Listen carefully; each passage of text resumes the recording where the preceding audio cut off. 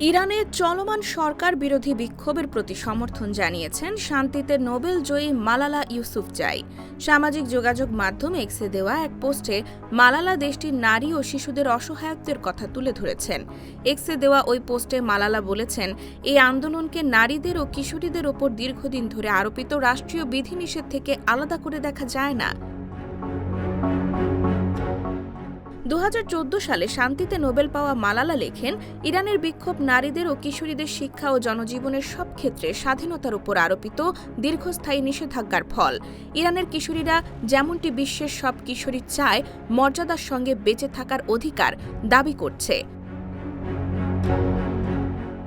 তিনি আরও বলেন, ইরানের ভবিষ্যৎ নির্ধারিত হতে হবে ইরানি জনগণের হাত ধরেই। সেখানে ইরানি নারী ও কিশোরীদের নেতৃত্ব নিশ্চিত করতে হবে, বাইরের কোনো শক্তি বা দমনমূলক শাসনের দ্বারা নয়।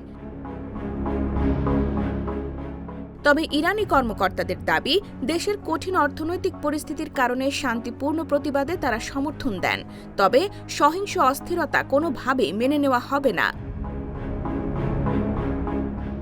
IBTV USA, new York.